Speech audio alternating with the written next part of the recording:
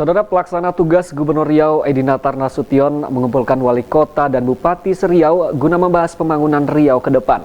Pertemuan dilaksanakan di Taman Gembira Duri Lengkeng, Pekanbaru. Pelaksana tugas Gubernur Riau Edi Natar Nasution menerangkan tujuan dikumpulkannya kepala daerah kabupaten kota di Riau guna membincangkan arah pembangunan Riau ke depan. Selanjutnya, sebagai perpanjangan tangan pemerintah pusat, Edi Natar Nasution turut menampung berbagai masukan dan usulan pembangunan yang diharapkan bisa diusulkan bersama-sama ke pemerintah pusat. Edi Natar Nasution mengaku membangun komunikasi ini guna membicarakan pembangunan dan permasalahan dari berbagai daerah. Sebelumnya, PLT Gubernur Riau melakukan pertemuan dengan media di Riau terkait pemikiran rencana pembangunan Provinsi Riau ke depan. Pelaksana tugas Gubernur Riau Edi Natar Nasution memberikan pemikiran terkait kebutuhan pembangunan di Provinsi Riau. Hal ini disampaikan usai mencermati selama 5 tahun terakhir aduan dan keluhan masyarakat yang disampaikan warga Riau secara langsung kepada dirinya. Sebelumnya dalam pertemuan pelaksana tugas Gubernur Riau, Edi Natar Nasution dengan media massa di Pekanbaru, Edi Natar Nasution menyampaikan setidaknya ada 7 hal yang menyentuh masyarakat secara langsung untuk selalu diperhatikan siapapun yang memimpin Riau. Edi Natar Nasution melihat setidaknya ada 7 hal yang wajib terus diperhatikan. Pertama, mengenai pangan dan pertanian. Kedua, layanan kesehatan. Ketiga, rumah layak huni. Keempat, pendidikan dan pelatihan. Kelima, ekonomi kerakyatan dan lapangan pekerjaan. Keenam, infrastruktur untuk kemajuan ekonomi. Ketujuh, kehidupan masyarakat yang religius agamis. Edi Natar Nasution menerangkan peran pemerintah Provinsi Riau sebagai perpanjangan tangan pemerintah pusat untuk mengkoordinasikan program pembangunan. Para bupati wali kota dengan harapan untuk membangun komunikasi, karena komunikasi ini menjadi sangat penting. Kalau gubernur dengan bupati dan wali kota itu duduk bersama, kemudian membicarakan berbagai permasalahan yang ada di Provinsi Riau ini, setidak-tidaknya kita sudah bisa menangkap apa persoalan-persoalan.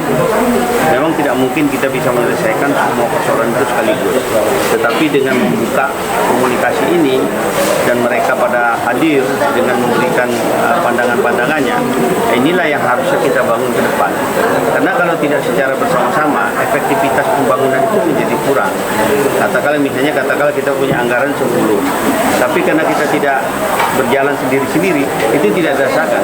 Tapi kalau ini bersama-sama, titik berat kita kemana? Makanya kita berbicara tentang pertanian, yang sekarang kemampuan kita hanya 25% dari memenuhi 6,7 juta jiwa. Begitu kita duduk bersama-sama, semua saling mendorong, ini kan harapannya nanti kan target yang mau kita pasang itu kan lebih mudah dicapai. Tapi kalau berjalan sendiri-sendiri kan tidak mungkin. Nah, inilah dia pentingnya.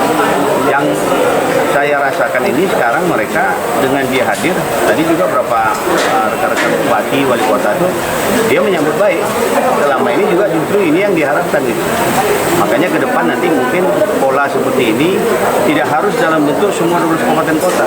Ketika ada 2 kabupaten yang juga membutuhkan untuk segera memberikan daya dorong, kita sama-sama. Edi Natar Nasution menambahkan ke depan siapapun yang memimpin Riau secara terukur bisa menangani kebutuhan pembangunan Provinsi Riau lebih terukur dalam jangka waktu 5 tahun dan menjadikan Riau lebih baik dari periode pemerintahan sebelumnya.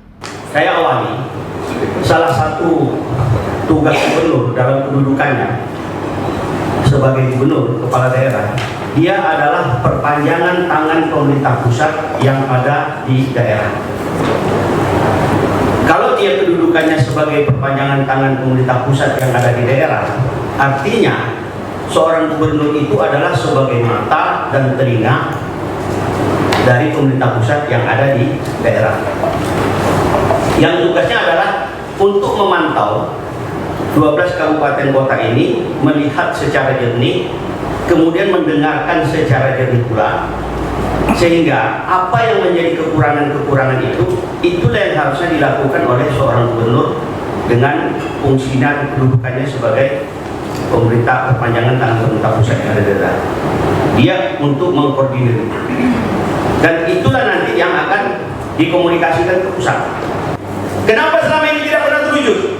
Saya coba pelajari apa yang dilakukan selama ini. Ternyata argumentasinya sangat lemah. Kenapa saya katakan lemah? Ini Pak, jembatan ini kalau hari-hari besok ini antri sampai 10 kilo. Makanya kita perlu jembatan.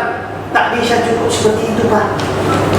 Saya mencoba mengargumentasikan 5 alasan di sana. Pertama, ada alasan historis. Kedua, alasan ekonomis. Ketiga, alasan strategis.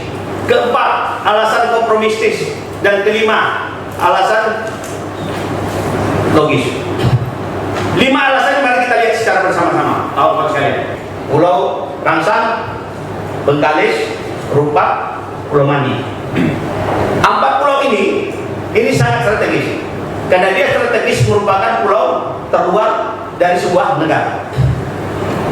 Artinya 4 pulau itu merupakan etalase dari NKRI yang ada di Riau.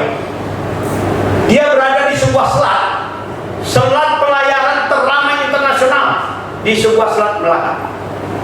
Dia berada di depan negara Malaysia dan Singapura. Itulah yang menjadikan dia sangat strategis untuk dipertahankan secara historisnya, untuk dipertahankan supaya dia bisa hidup, kita tingkatkan ekonomisnya. Dengan membuka komunikasi ini, PLT Gubernur Riau Dinatar Nasution yakin mendapat berbagai pandangan yang bisa dirumuskan untuk arah pembangunan Riau lebih baik. Hermansyah melaporkan.